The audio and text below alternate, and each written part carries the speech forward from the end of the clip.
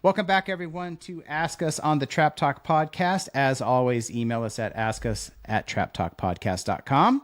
And guys, this question's coming in from Steve. And Steve says, a little bit of a lengthy question for us here. I have heard Zach say a number of times that he and Ricky both hold on the house, call for the bird, and then drive to the target with their legs. On the Shelby Skaggs podcast, Zach asked her if she is driving up through the target with her legs or her upper body. Where does she get her power from when she's driving to the target? Shelby answered, through her hips and through her ankles. The question, what does that mean? What does that look like? How do you drive to the target with your legs or your hips? How I have my stance and about 60% of my weight is on the front foot, but that's it. I don't know how to drive to the target with my legs or what that means.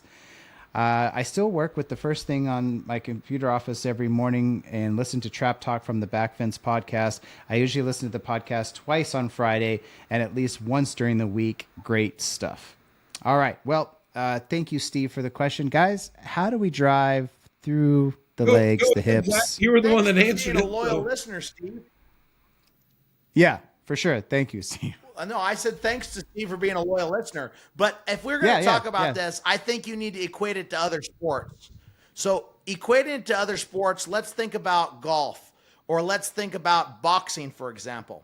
Well, when you're boxing, if you go and I don't look like a boxer and I wouldn't want to get in a fight with Ricky Marshall. But that being said, it's one of those things where you want to drive power through your body. So I went and took a lesson one time and the instructor told me, he says, Zach, when you're leaning in, you're going to feel the muscles in your legs and you're going to turn and you're going to pivot. So most people that shoot are shooting with their arms. So they grab their arms, they hold the gun, and then they move their arms left and right, like this, right? Well, if you're locked into that gun and you're becoming a part of your gun and you're pivoting from the waist, that means my waist is turning and my hands are staying still. My shoulders are turning and my hands are staying still. So my hands and my lock point never ever move. My head never ever moves. And I'm rotating and moving and pivoting based on those other areas of my body. Now, if you're doing it aggressively from the legs, you'll almost feel a turn on the ball of your toes. So when I want to go left, I feel pressure on the front of my right foot. So my front right foot pushes off the ground and pushes and turns me to the left. When I want to go right, I feel pressure on my front left foot. I'm pushing towards that direction. So wherever I want to go, I'm pressing from that opposite side and I'm pushing my body to that direction.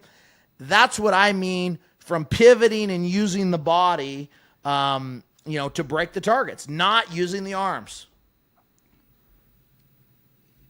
I mean, can't say it better than that. Zach's looking at me through his screen like, are you going to say something? So here's what I'll say on this question. He'll say something. We don't have to worry about that. Zach is correct in some of it. Okay, he's over analyzing and overthink. What I always say, keep your weight forward.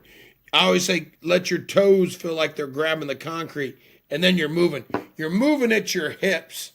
I really don't feel it in my feet changing. If it does, it might be just on post 5 going to the right, but everything else, you shouldn't. If you're feeling too much, he might be out of balance. And so I would say to him is, keep that weight forward like you're doing, and you see the target and drive through it, not arm shooting. Arm shooting is where your hands are fighting each other. And Zach does that, no offense, when we shoot sporting clays. Zach tries to, his hands get too involved, So that's where we're in trap. You want to, everything, and Zach is correct on, you want everything to be one. And you want that weight forward and drive through that target. So you don't want to pull the target to you. You want to go through that target. So, just keep that weight forward. 60% is good. That'll really help you when you transition to go shoot doubles, especially for your second shot, so you're not leaning back. But make sure your feet position allows you to transition through the target. So what I do is from post 1 to 5, I just keep rotating clockwise. Okay. Where almost on post 5, I'm shooting across my body. So that's, pretty much just, and the here's gist. The other it's thing. not a. I think you have to realize that it's different in practice when you're trying to learn these techniques and then in tournament. Like if you're saying, hyper analyze what you feel and how it goes, that's a practice related question versus in a tournament. I don't think of any of that stuff either. So I think like if for me, it's kicked in and my body takes over and does it automatically. I'm not saying, oh, right target, left target, kick the toes on. Like it's just a matter of if you've thrown enough punches, you're going to naturally throw, you're going to naturally turn, you're going to naturally pivot. But, the first time you do it, I have had people train where I'm trying to say, okay, now make sure everything stays steady with your hands and you're moving from the waist. And they're like, oh, I've never felt that before. And the first few hundred times, they're going to have to physically make that move, and then it becomes natural. Well, you got to remember your backhand in trap shooting is what moves the gun. Your front hand just holds it. So you want to make sure that you're not doing any of that stabbing, So, yep.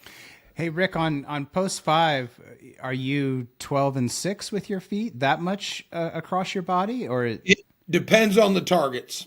Honestly, okay. I adjust accordingly, but most likely I'd stay pretty much the same. Of maybe not quite that. It varies year to year. It varies how flexible we get to. Right. The back's hurting a little bit. 11 and 5.